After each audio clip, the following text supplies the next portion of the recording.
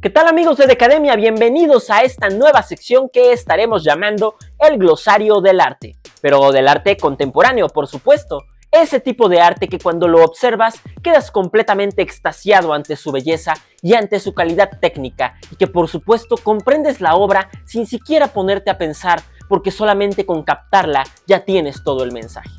Efectivamente, ese tipo de arte, el cual le fascina a Avelina Lesper y a Villarán, y que cuando lo observas te lleva por completo al éxtasis, y que por supuesto no te provoca vómito crónico hasta el desfallecimiento, ni diarrea hasta la muerte.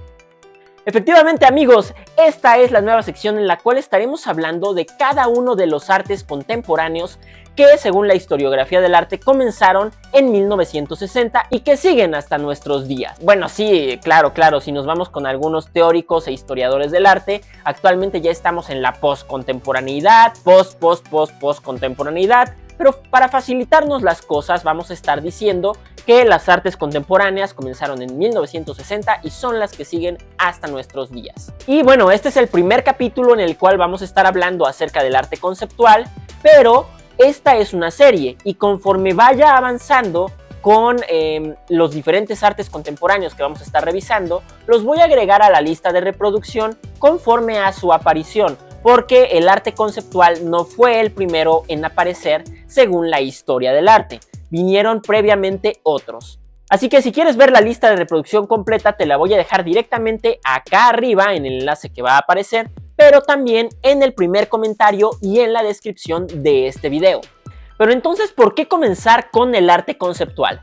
Pues precisamente porque es uno de los más famosos, es uno de los más controversiales y además es muy importante comprenderlo porque se hace extensivo a otras artes y porque ayuda a comprender muchas de las líneas que ha seguido el arte contemporáneo.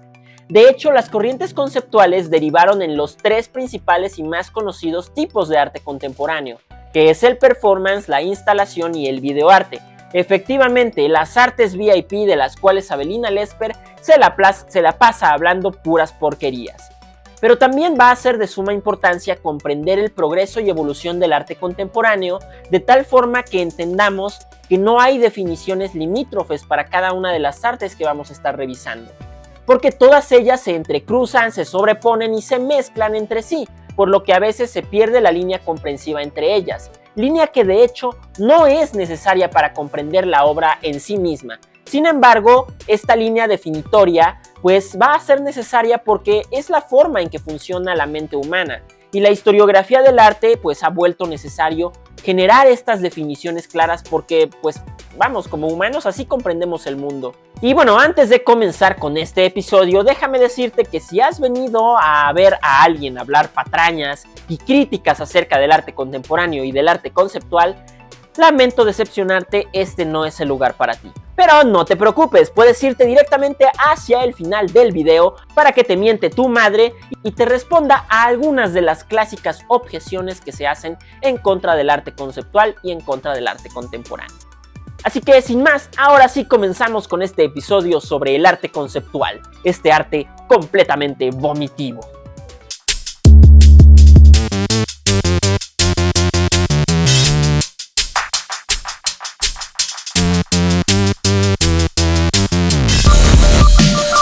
Pero antes de comenzar a dar cualquier definición acerca del arte conceptual, tengo que explicarte las categorizaciones que voy a estar utilizando para definir cada una de las artes contemporáneas que veremos a lo largo de estos videos.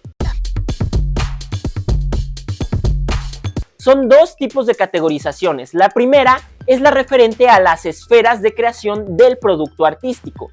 Estas hacen referencia a cómo se produce la obra y se dividen en 5. La primera es la referente a la técnica. Esto se corresponde con los procesos y procedimientos de construcción de una obra. Por ejemplo, pues hay las generales, son las técnicas de pintura, escultura, fotografía, grabado. Pero dentro de cada una de ellas también hay otras subtécnicas. En la pintura tenemos técnica para la acuarela, técnica para el óleo y cada una de ellas tienen especificaciones para poder ejecutar la obra.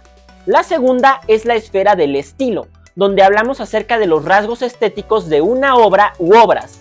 Pueden existir estilos dentro de solamente los artistas, cada artista tiene su estilo.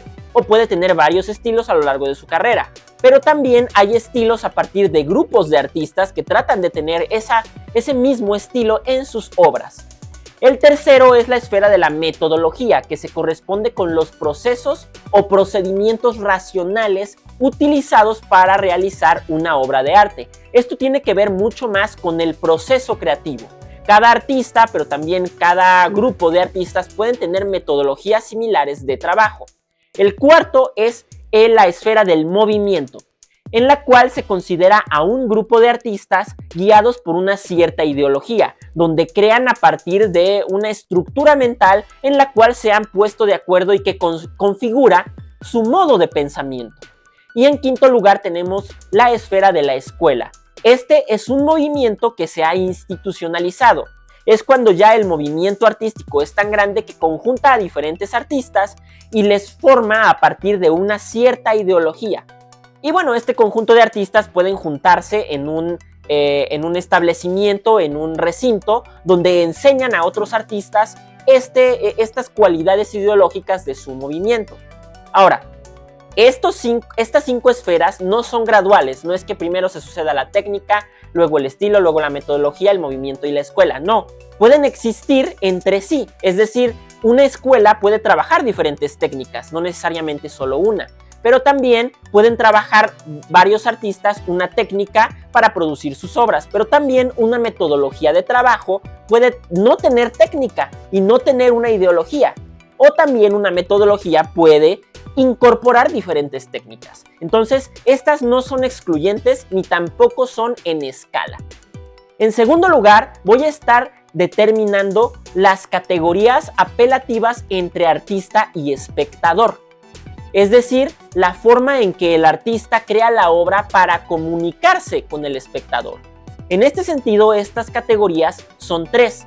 La primera es la categoría intelectual, la cual apela a la utilización de la inteligencia y el análisis consciente para comprender el mensaje de una obra de arte. Es en la cual se requiere mayor trabajo por parte del espectador para poder comprender la obra. En segundo lugar, tenemos la categoría emocional.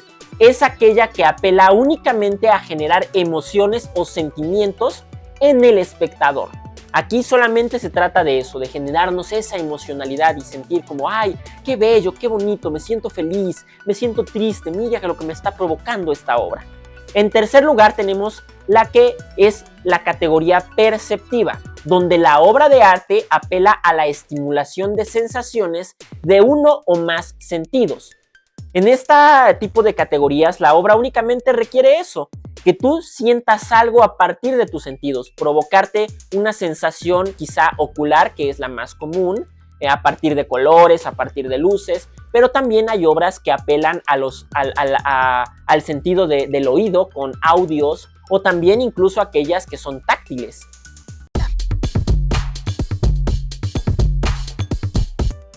Entonces ahora sí podemos proceder a definir qué cosa es el arte conceptual.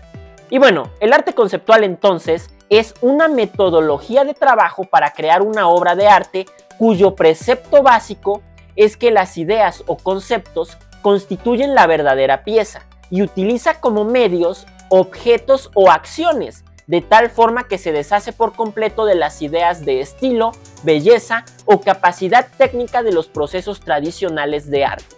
Su naturaleza forza al espectador a dejar de lado lo que ve para recurrir a su intelecto y obtener respuestas sobre el significado o mensaje por medio de la reflexión de las ideas que le genere el objeto o acción usada para la pieza. Se configura como categoría artística a finales de los años 60, más o menos por ahí de 1968, 1967, y principios de los años 70, donde se estructura bien por completo, y también se le denominó Idea Art o Information Art. Es importante mencionar que Marcel Duchamp, especialmente con la pieza Fuente, este migitorio que agarró y puso con un seudónimo sobre un pedestal en una de las salas de arte, bueno, pues con esta obra él no se constituye como un artista conceptual. Él simplemente con esta pieza originó parte de las razones que dieron como resultado el arte conceptual, pero en realidad Marcel Duchamp participó dentro del dadaísmo y previamente de hecho dentro del cubismo, pero nunca fue un artista conceptual ni él fue partícipe de lo que el arte conceptual trató de lograr o trata de lograr. Y bueno, si quieres saber más acerca del dadaísmo donde participó Marcel Duchamp, te voy a dejar entonces también acá arriba el enlace a la lista de reproducción del glosario del arte moderno, y también en el primer comentario y en la descripción del video. Y bueno, finalmente considerada como una categoría de arte, el arte conceptual contiene dentro de sí metodologías de producción como el body art, el object art, la instalación, el videoarte, el arte sonoro y muchísimas más que se interseccionan entre sí y se atraviesan. Así pues, una vez habiendo entendido lo anterior, tenemos que esencialmente el arte conceptual es una metodología de trabajo para la producción de la obra de arte. Y en segundo lugar, es un tipo de arte que apela al intelecto del espectador para dilucidar el mensaje de la obra, por lo cual exige su máxima participación activa con el uso de su conocimiento e inteligencia para comprender la obra. Sin la participación activa de la inteligencia del espectador, no vas a llegar a comprender la obra. Así que esa es la definición que tenemos de arte conceptual, pero antes de pasar con lo que sigue, necesito aclararte lo que no es el arte conceptual, porque pasa y resulta que hay una confusión muy fuerte entre dos definiciones de cosas que son distintas. La primera es arte conceptual, que es de lo que estamos hablando en este video, y la segunda, arte de concepto. Esta confusión viene por la traducción que se generó en los términos en inglés por traductores que están completamente tarados. Porque arte conceptual viene de las palabras en inglés conceptual art, mientras que arte de concepto proviene de concept art.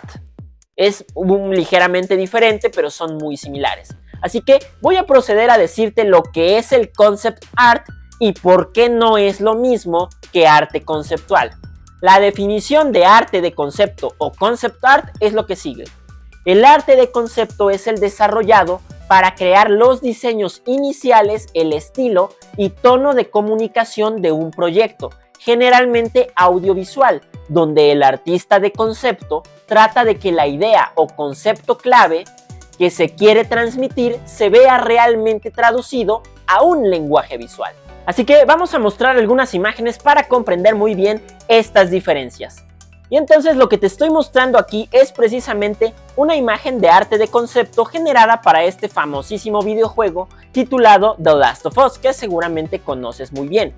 Entonces, este es precisamente el tipo de arte desarrollado a manera de ilustración para películas, videojuegos, anime, diseño de personajes como el personaje de Ellie que tenemos aquí en esta vista, o también para el diseño de Pokémones, así como el diseño de cartitas de Magic, como las que tengo aquí en mis manos, donde puedes observar también varias ilustraciones para darle vida a este juego de cartas, y también para juegos de cartas como el de Yu-Gi-Oh! Pero de esa no tengo ninguna cartita porque la neta están horribles las ilustraciones. Por favor, no jueguen ese juego, está terrible.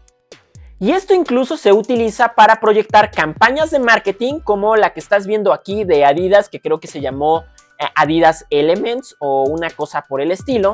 Y también para el diseño de diversos productos industriales, como puede ser un automóvil como el BMW que estás viendo aquí, así como también incluso lámparas de mesa, escritorios, artículos de cocina como licuadoras, cafeteras, e incluso también el diseño editorial o el diseño web tiene sus fases de concepto. Pero como pudiste observar a lo largo de todas estas imágenes, pues lo que sucede es que el arte de concepto funciona más como una metodología de ilustración para nuevas ideas de diferentes productos. Y es en ese sentido que tengo que decirte algo. El arte de concepto no es arte. Lo lamento para todos aquellos que han dedicado sus vidas a desarrollar este tipo de trabajo. Han desperdiciado todo en un esfuerzo vano. No, ya, a ver, en serio. Obviamente el arte de concepto es algo muy necesario, se requieren muchísimos conocimientos para poder lograr este tipo de productos visuales, pero efectivamente no los considero arte.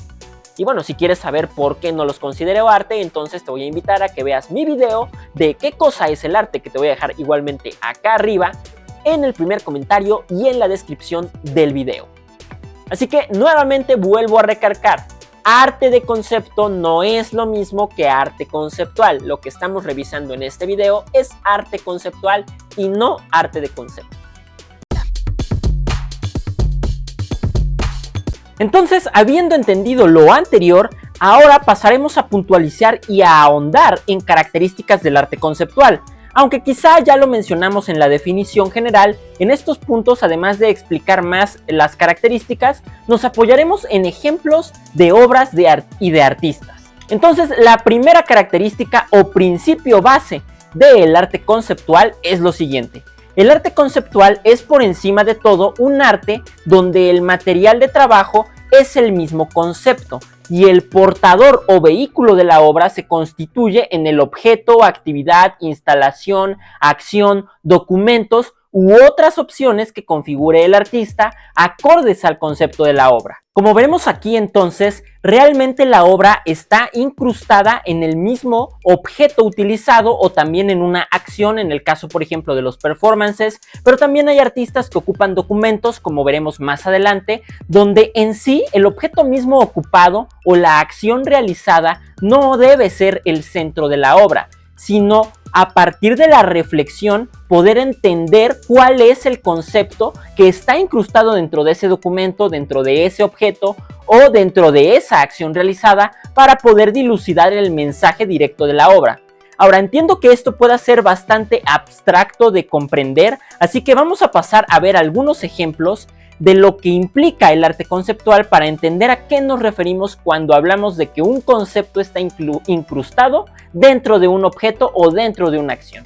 Y entonces vamos a hablar acerca de la obra de Joseph Kosuth, que es precisamente la persona que están observando en este momento en sus pantallas, ahí con su sombrerito y con sus lentecitos. Y pues bueno, me parece importante también conocer los rostros de los artistas, porque muchas veces pues realmente conocemos la obra pero no identificamos el rostro detrás de esas piezas.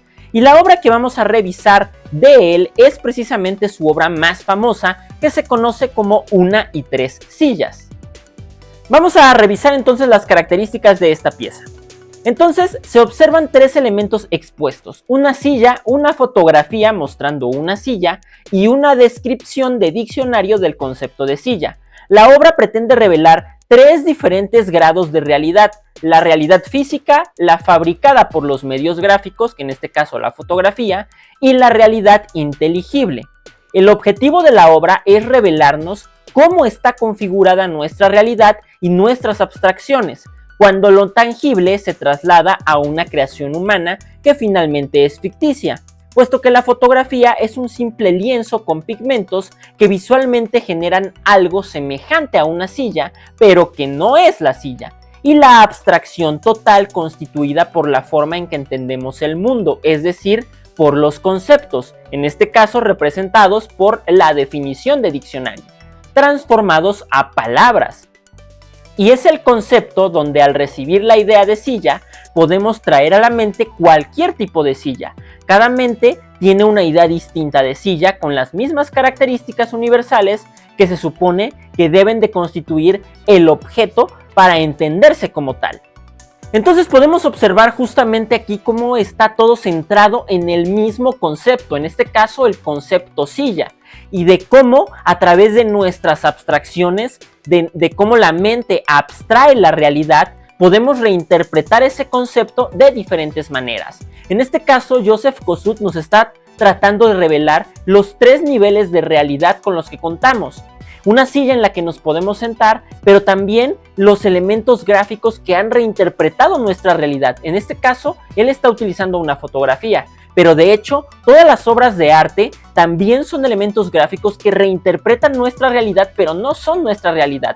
Sin embargo, a través de efectos visuales, pueden parecernos como ventanas hacia otra realidad. De hecho, en la teoría del arte se habla de que las pinturas en algún momento fueron pinturas ventana, porque a partir de esos cuadrados en una pared podíamos entrar a otra realidad. Y es lo mismo que estamos viendo en esta pieza, donde la silla está fotografiada Y si alguien la ve y pregunta, bueno, pues le preguntas, pues, ¿qué es lo que estás viendo? No te va a responder que está viendo una fotografía, te va a responder seguramente, pues es una silla. Pero la realidad es que sí es una fotografía y que es algo plano, es un efectismo visual irreal y ficticio. Y por el otro lado tenemos la realidad inteligible, la que está en nuestras cabezas y la cual hemos estructurado a manera de lenguaje para poder comprender nuestra realidad y para poder entendernos entre los mismos humanos. Y esa es la realidad que plantamos dentro de un diccionario para poder universalizar conceptos. En este caso, el concepto de silla. Pero si tú le dices a alguien que te describa una silla o que se imagine una silla, va a tener en su mente una imagen visual que probablemente va a ser distinta a la silla que tú estás imaginando. Sin embargo, a partir de esta universalización de conceptos y de estructuración de las ideas alrededor de ellos y la creación del lenguaje que implica, entonces podemos unificar nuestro entendimiento de lo que es el objeto que tengo en mi mente imaginado como silla y lo que la otra persona tiene en su mente imaginado como silla. Las características generales de una silla pues es precisamente que puedes sentarte y que su función es descansar en ella. Y hay diferentes modelos de sillas que pueden ser más cómodas o más incómodas, pero el concepto sigue siendo el mismo. Y ese es el punto que quería revelar precisamente Joseph Kosuth. Entonces, de esa manera, si nos damos cuenta, todas las obras de arte, presentes, pasadas y futuras, son y siempre serán en su base conceptuales, puesto que la materia de trabajo del artista son en primera instancia los conceptos manejados en la cultura en la cual se encuentra inscrito o en la cual piensa inscribir la obra que está fabricando. Y en toda obra de arte, para darle lectura, el espectador necesita entender los conceptos manejados en la pieza para comprenderla totalmente. Y eso mismo sucede también en el arte. Si no hay una compaginación entre las ideas culturales que estructuran una obra de arte, sea de escultura o sea de pintura, entonces no va a haber transmisión de información. Si el espectador no cuenta con el conocimiento de los conceptos colocados en la pieza, no podrá entenderla, solo podrá percibirla. Y es precisamente por esa razón que tendemos a confundir la misión del arte, porque por una larga tradición que apela a la belleza visual, creemos que el arte solo es la representación de la realidad con un gran manejo de la técnica. Pero para poder comprender que esto en realidad no es así y que todo arte es conceptual, ahora vamos a analizar una obra de arte clásico para poder entender muy bien esto. Y en ese sentido tenemos aquí la obra de San Jorge y el Dragón. En este caso tenemos la versión de Rafael Sanzio realizada en 1504, pero hay muchísimas versiones acerca de esta pieza porque es una leyenda que se hizo muy famosa. Y entonces vamos primeramente a describir lo que se ve en esta imagen. La obra se llama San Jorge y el Dragón, pero lo que vemos de hecho, lo que vemos ahora sí que de facto en la imagen es un caballero montando en un caballo blanco que está luchando con una criatura de una forma más o menos reptiliana con alas, y de fondo podemos ver a una mujer bien ataviada que al parecer está huyendo. Eso es lo que de hecho vemos en esta imagen, y ese sería el primer nivel de lectura, lo que visualmente vemos de hecho en una imagen. Pero a partir de ello, sin el contexto, no podemos entender realmente todo el mensaje de esta obra. Y sin entender el contexto no podemos entender los conceptos alrededor de ella. Porque si nos vamos ahora al segundo nivel, al nivel inteligible de análisis de la pieza, significativo o significante de la pieza, es decir, a partir de sus significados, entonces podremos entender mucho mejor de ella.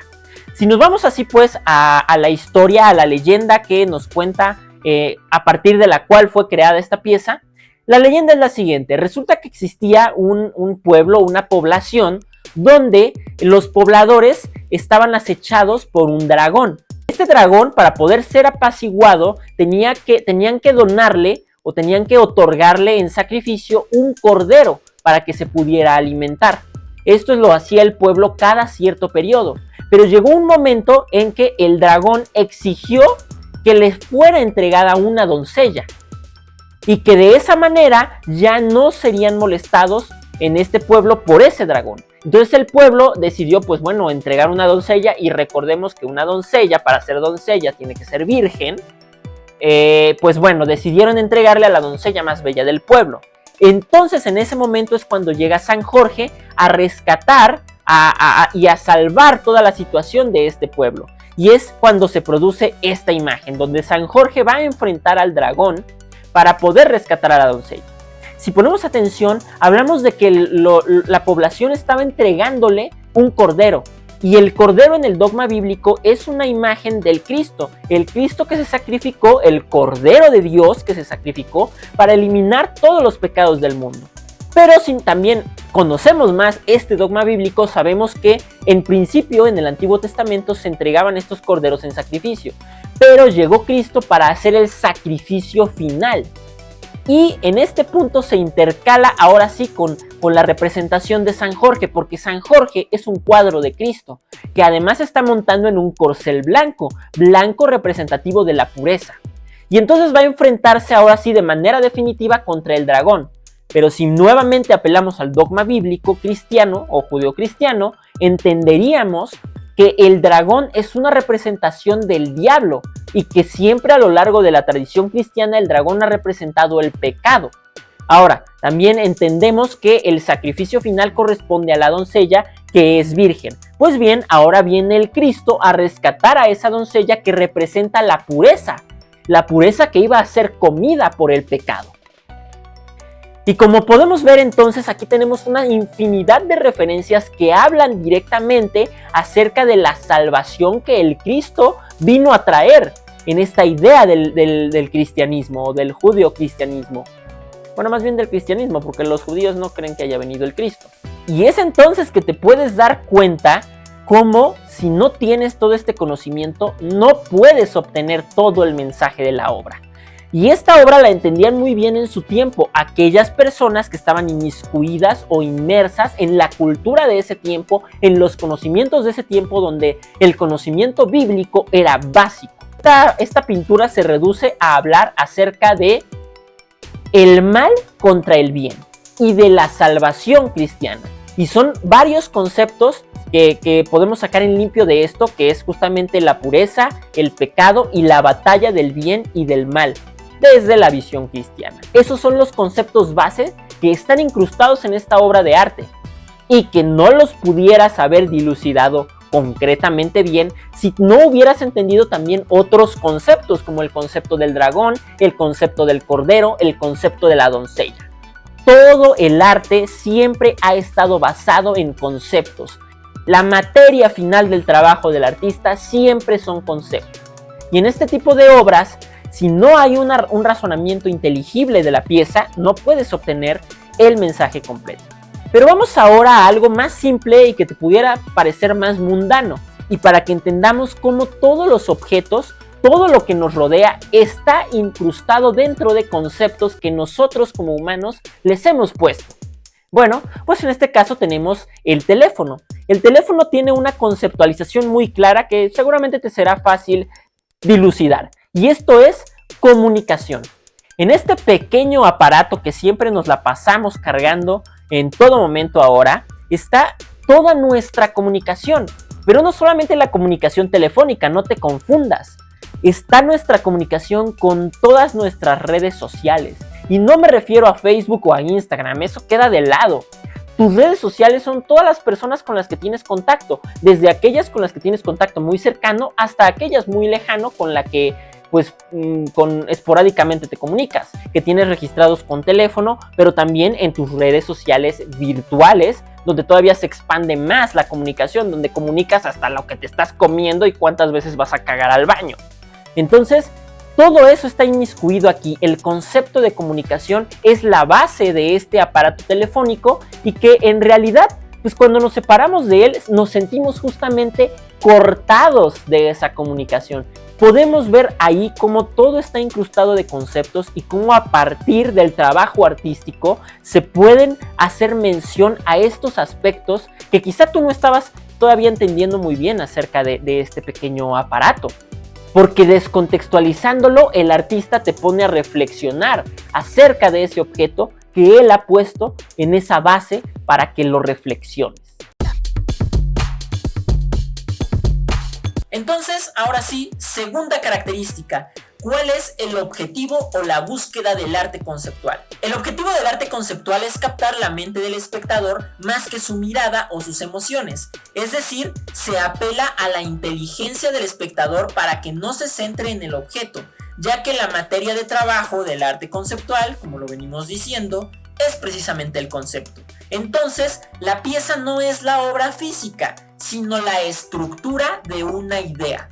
Además de ello, en sus inicios, el acto de creación no estético o antiestético se gestó como una forma de cuestionar la definición del arte. Es precisamente lo que hizo Marcel Duchamp al colocar el migitorio y con sus objetos ready-mades. Entonces estaba cuestionando lo que constituye o limita una obra de arte, así como cuestionar y satirizar la autoría y el aura de enaltecimiento del nombre artístico, llevando la obra hasta su mínima expresión, es decir, el concepto y el objeto, que en realidad siempre ha sido el concepto. Utilizaremos como ejemplo para ilustrar esto la obra de Piero Manzoni, muy famosa también, llamada Mierda de artista. Y bueno, aquí tenemos al hombre, al Piero Manzoni, muy bellamente vestido. Él siempre andaba de traje, como cualquier pues artista digno de llamarse artista debe de andar por la vida, claro está. Y bueno, la pieza de Piero Manzoni, conocido como Artist Shit o Mierda de artista, es la siguiente. La pieza consiste en una serie de más o menos 30 latas que contienen la mierda, la caca, la popó, el excremento, las heces del artista debidamente selladas y pues con la seriedad que conlleva un artista, también firmadas por él. Y bueno, según la palabra del propio Piero Manzoni, esta era la mierda de él, o sea, él mismo enlató su caca, la mandó sellar y las propuso como piezas artísticas. Y las piezas se evaluaron según su peso en oro. Sí, el peso de su mierda equivalente al peso en oro. Y dejó dicho que la lata perdería su valor si fuese abierta. Las mentes comunes dirán que es una burla hacer pasar esto como arte, pero el objetivo de Manzoni era justo ese, porque se estaba burlando del mercado del arte que aceptaba cualquier cosa solo porque estuviera firmada por un artista famoso, sin revisar sus cualidades. De esta manera, Manzoni estaba diciéndole al mercado del arte que si aceptaba su trabajo como obra de arte, entonces estaría aceptando pura mierda, y además a un precio exorbitante. Por supuesto, si no eres tan mente común, ya sabrás que el mercado siempre absorbe lo que pretende salirse de él, y siendo así, aún sabiendo lo que eran, estas latas se subastaron y se vendieron. Déjame ser más claro si aún no lo has notado. Piero Manzoni era un troll del arte, un bromista jodón que para este momento ya tenía renombre en el sistema, y esta obra no dejaba ninguna salida a su juego, porque si la obra no era aceptada como arte, significaba que el mercado aceptaba que el renombre o carrera de un artista no justificaba lo que hiciera, sea lo que fuese. Y esto se trasladaba a todo lo que antes había sido aceptado como arte, sin en realidad serlo. Pero si lo aceptaba, es decir, si aceptaba estas latas, como de hecho lo hizo el mercado, entonces se comprobaba que efectivamente el mercado del arte, con tal de vender, aceptaba lo que sea. Básicamente Manzoni le dijo al sistema: si te gusta mi obra, yo gano, y si no te gusta, yo también gano.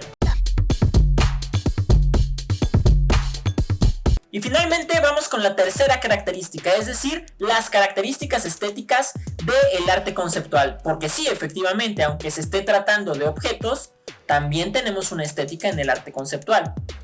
Se utilizan conscientemente formatos que no resultan visualmente interesantes, como objetos, acciones o documentos. En sus formatos más atractivos podríamos mencionar la instalación o el videoarte, pero aún así la ausencia estética obliga al espectador a pensar más allá de lo visto, o bien perder por completo el interés, no activar la reflexión y retirarse pensando de que no hay nada detrás de lo presentado, porque pues eso es lo más fácil. Esas serían tus dos opciones cuando estás al momento de ver una obra de arte conceptual. O te pones a reflexionar a partir de lo que ves del objeto, o vas y te retiras. Y en este caso vamos a analizar la pieza de Onkawara para poder comprender cómo funcionan estas características del arte conceptual. Y bueno, aquí tenemos a Onkawara, él es de origen japonés, evidentemente, y la obra que vamos a estar checando en esta ocasión es la que se conoce como Date Paintings. Esta es una pieza que se hizo a lo largo de muchísimos años. También se le conoció como Today Series. Today Series es un conjunto de pinturas acompañadas con un fragmento de periódico que suscriben en la pintura el día, mes y año en que fueron realizadas y atestiguan mediante el periódico el suceso o serie de sucesos acontecidos en dicha fecha en el lugar en el que se encontraba el artista. De hecho, hay date paintings en México. Ahora bien, si la pintura no era completada en el día en el que se comenzó a realizar y correspondiente pues a la fecha del periódico, entonces era destruida. La serie finalmente consta de casi 3000 piezas. Con este trabajo, Onkawara pretendía revelar nuestro día a día, usándose a él como su propio usuario. Podía o no haber sucedido algo extraordinario en ese día, pero aún así, mediante la pieza se atestiguaba la existencia de ese tiempo, con la existencia de sus propios sucesos que no se repetirían en esa misma manera en ese mismo lugar. Así pues, esta obra detona preguntas tan relevantes y tan importantes para cada uno de nosotros como personas. ¿Cuántos de tus días han pasado desapercibidos? ¿Cuánto es el conteo de tus días en tu vida, en la vida del mundo? ¿Y cuántos sucesos se han dado que has conocido y olvidado, o que no has conocido, pero que aún así pudieron o no marcar la existencia de otra persona? Me encanta este trabajo porque en realidad no tiene resolución en sí misma. Puedes ejecutar este tipo de cuestionamientos a lo micro, es decir, solamente pensando en ti, o también a lo macro, pensando en el mundo o en el universo. Pero no otorga respuestas, sino que solo genera cuestionamientos sobre el tiempo y la propia existencia del mismo, que no sería cuantificable ni registrable si no hubiese conciencia de quien lo percibe pasar o de quien le dé importancia al paso del tiempo. Y bueno, eso sería lo que corresponde a las características principales del arte conceptual. Sin embargo, aquí también quiero hablar de otra cosa muy importante, y es sobre las obras de arte conceptuales mediocres. Porque sí, hay una serie de ataques terribles, principalmente viniendo de esta señora Lesper y también del ruquito ese Barbas Paradas Villarán, hablando pésimas cosas acerca del arte conceptual. Pero no quiero dejar de lado la mención justamente de esta situación, porque no van a faltar los mamadores que van a venir a comentar aquí abajo frases repetitivas como: ese arte es basura, eso no es arte, mi hijo cagó semejante cerote de mierda y si yo quiero, eso es arte. Amo a Avelina y ella dice que eso no es arte y yo le creo porque es Avelina. Ahora bien, sí, efectivamente hay arte conceptual basura. Pero sorpresa, como en cualquier tipo de arte, hay pintura que es basura, hay escultura que es basura, hay dibujo que es basura, y además no necesariamente porque sea pintura o porque sea escultura o porque sea un dibujo, ya con eso es arte. No todas las pinturas figurativas son buenas solo por ser figurativas, no toda la escultura es buena solo por ser escultura, pero en lo relativo a lo que se refiere al arte conceptual y en general al arte contemporáneo, son las menos. Lo que ves en los medios, lo que Avelina se la pasa parloteando, son las mismas obras mediocres que solo se mediatizan por ser tan malas, pero no por ello significa que todo el arte conceptual sea malo. Vamos a poner un ejemplo muy famoso. Por ejemplo, la obra de The Comedian, este plátano pegado en una pared con una cinta que se hizo muy famosa. O también la otra pieza de vaso medio lleno, vaso medio vacío. Estas piezas efectivamente son malas, carentes de esfuerzo y solo se sostienen por el artista que las hizo. No las justifico, porque vienen de hecho de parte de artistas con trabajo anterior que es muy bueno. Por ejemplo, el trabajo de Mauricio Cattelan, ¿no? Él es el que hizo la pieza de plátano. Y si volteas a investigar qué es lo que ha hecho con anterioridad, realmente tiene piezas buenas. O sea, no sé por qué hizo esto. De tal forma que más bien me parece que estos artistas pues realmente se durmieron en sus laureles. Y esto es realmente también muy miserable. es la forma de trabajo de las galerías. Cuando están presentándose en ferias, de hecho esta pieza del plátano se presentó en una feria, cuando están presentándose en ferias les exigen al artista que pues presente algo exclusivo para esa feria, y entonces el artista pues tiene que trabajar de rápido y crea este tipo de porquerías. Pero también sucede que muchos artistas ya llevan tanto tiempo creando que solamente dicen, ay, pues voy a crear basura y se va a vender. No estoy justificando, por supuesto, nada de eso, pero sí es importante reconocer que esto es lo que se ha mediatizado y que si tú te metes a investigar vas a encontrar realmente cosas muy buenas, como las que te he presentado en este video. También otra cosa que tengo que puntualizar es que el arte conceptual no se vende a precios exorbitantes como siempre nos llegan a decir. Obvio, el arte en general se vende a precios altos, poco alcanzables para la mayoría de las personas. El por qué es así, pues es tema para otro video. Pero el arte conceptual no es el más caro. Las artes tradicionales, es decir, la pintura, la escultura, el grabado, lo superan pero por muchísimo. ¿No me crees? Entonces vamos a verlo, ¿qué te parece? Así que aquí, como puedes ver en la pantalla, me fui al famosísimo Google y le puse Most Expensive Art Ever Sold. Ni siquiera tuve que idear por completo el modo de búsqueda porque automáticamente me lo dio Google. ¿Por qué? Porque pues es algo bastante buscado. Y tan solo aquí en el resultado que me da la IA, dice que al menos hasta mayo de 2024, la obra de Leonardo da Vinci Salvator Mundi, hecha supuestamente en 1500, costó 450 millones de dólares. No de pesos, de dólares. Y si nos vamos un poquito más abajo, aquí encontramos en esta página las pinturas más caras del mundo. Y quiero que notes aquí algo muy importante. Fíjate, yo le puse el arte más caro que jamás ha sido vendido. Y en resultados de búsqueda me da las pinturas más caras. ¿Por qué crees? Porque resulta que de hecho la pintura, sí, la pintura es lo que más se vende. No solamente en el arte contemporáneo, sino en todas las categorías de arte, de todos los tiempos históricos. Lo que más se ha vendido y se seguirá vendiendo son las artes tradicionales, y lo que lidera el arte tradicional es la pintura. En las ferias de arte, en las subastas, en las galerías de arte, lo que más se vende es pintura. Así pues, como te mencionaba, la obra más cara del mundo es la de Salvator Mundi, que es la que estás viendo justamente aquí, con un precio de 450 millones de dólares. La segunda pieza más cara jamás vendida hasta el momento de esta investigación, ¿Cuándo te casarás conmigo?, de Paul Gauguin, realizada en 1892, también es una pintura que costó 300 millones de dólares. Enseguida tenemos la obra de Interchange o Intercambio de Willem de Kooning, realizada en 1955 y que igualmente costó 300 millones de dólares. Luego tenemos esta pieza de Los jugadores de cartas de Paul Cézanne, realizada en 1895 o 1890 aproximadamente, con un costo de 274 millones de dólares.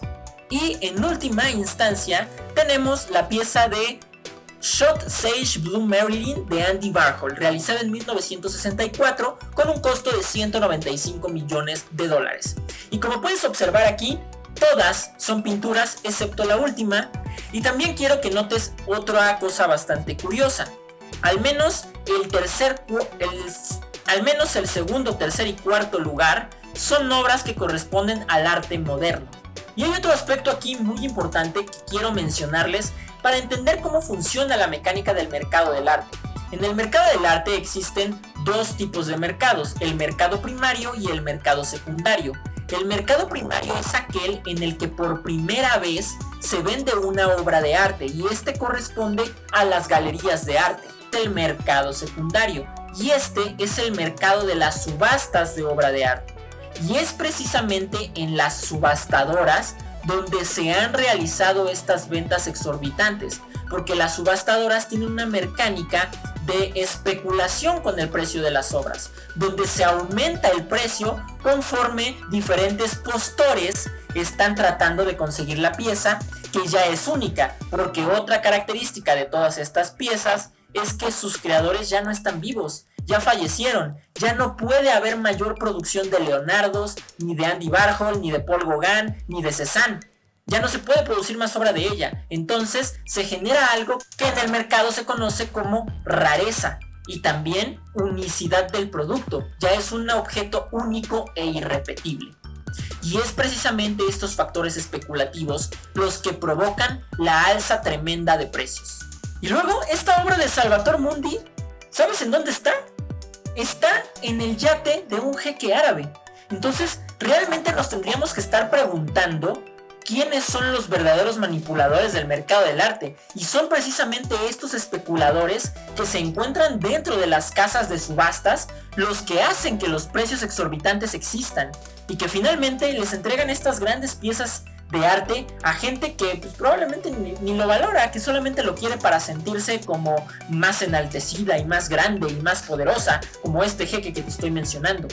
Realmente ese es el problema, no los creadores de arte conceptual.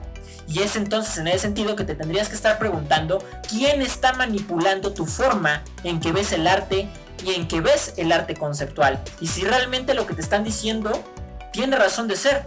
Porque entonces pues mejor tú deberías investigarlo y no quedarte con lo que te dice una señora que se la pasa parloteando estupideces o un barbón ridículo.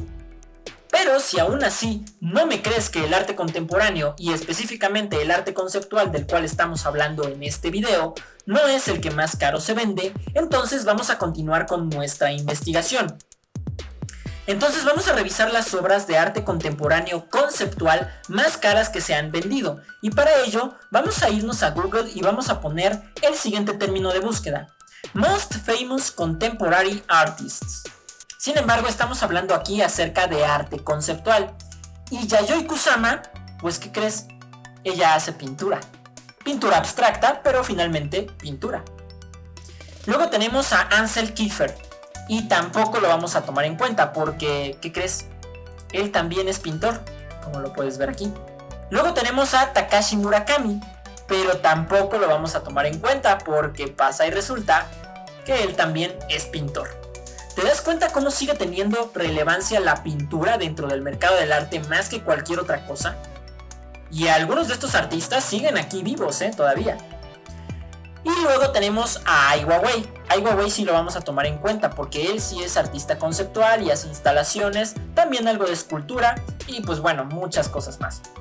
Damien Hirst, por supuesto, es de los más amados y odiados actualmente en el sistema de mercado.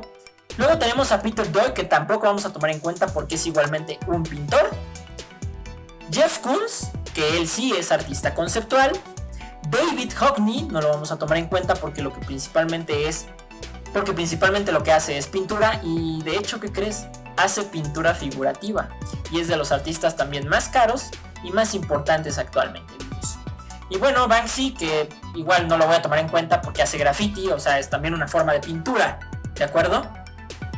Así pues, aquí tenemos a Damien Hirst mostrándose con una de sus obras más famosas, que es la del tiburón en formol. Pero bueno, su obra más cara, que seguramente también conoces, es precisamente la que se llama For the Love of God, que es un cráneo con incrustaciones de muchísimos diamantes. Esta pieza se vendió por el precio de $100 millones. Y como te puedes dar cuenta, en comparación con la obra de Andy Warhol, que costó 195 millones, pues es casi el 50% menos. O sea, está bastante alejado del costo. En segundo lugar tenemos la pieza de The Physical Impossibility of Death in the Mind of Someone. O la piezucha esta justamente del tiburón. Y esta simplemente costó $12 millones. Y este es el artista que más escozor le causa a Villarán, a Lesper, porque mediatizó todo el arte y se volvió un fenómeno precisamente por sus ventas exorbitantes. Pero de 12 millones a 100 millones es demasiada la diferencia.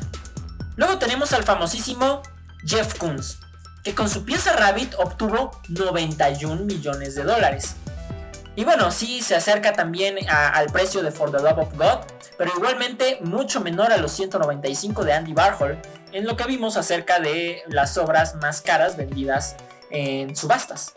Enseguida te presento la obra de Ai Weiwei, que se llama Circle of Animals Zodiac Heads, y tuvo un costo de $5.4 millones. Es una serie de esculturas pues pensadas como instalación, con diferentes cabezas de de animales. Y como puedes ver, pues sí, esto es arte conceptual en el sentido de que es una instalación, pero es más escultórico, realista que otra cosa. Enseguida, ya yéndonos a el arte conceptual verdaderamente fuerte, tenemos a Jenny Holzler. Jenny Holzler es también una de las personalidades más importantes dentro del arte conceptual. Y esta pieza, que se llama Arno Pair, tiene en su superficie grabados los nombres de varias personas que fueron o que estuvieron en el holocausto nazi. Y tuvo un costo de venta de 1.5 millones. O sea, ni siquiera costó 5 millones, ni 10, ni 20 millones. ¿Te das cuenta? Y finalmente vamos a concluir con, nuevamente, Joseph Kosuth, que por cierto es de mis artistas favoritos él también. Y durante mucho tiempo también tuvo un periodo de trabajo con neón, y siempre le ha gustado trabajar con las palabras. Entonces esta pieza que ves aquí, 5 Words in Yellow Neon, ¿cuánto crees que costó? ¿$1 millón? No, ni eso. ¿$500,000? No, tampoco. Simplemente costó $337,000.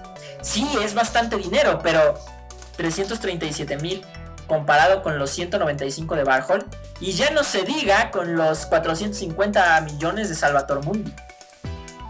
Y bueno, esto es todo por este capítulo. Sé que estuvo bastante largo, aunque dije que iban a ser sintetizados, pero era importante hablar acerca de esto, del mercado y de todas las objeciones que le ponen al arte contemporáneo y al arte conceptual.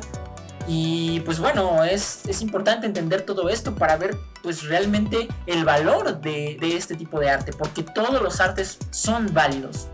Así que bueno, solamente me queda decirte que continúes con esta lista de reproducción para seguir aprendiendo. El siguiente episodio va a aparecer directamente aquí. Prometo que ese sí va a ser corto. Y si no te has suscrito al canal, entonces el botón de suscripción va a aparecer de este lado, y activa la campana de notificaciones para que no te pierdas de ningún video más.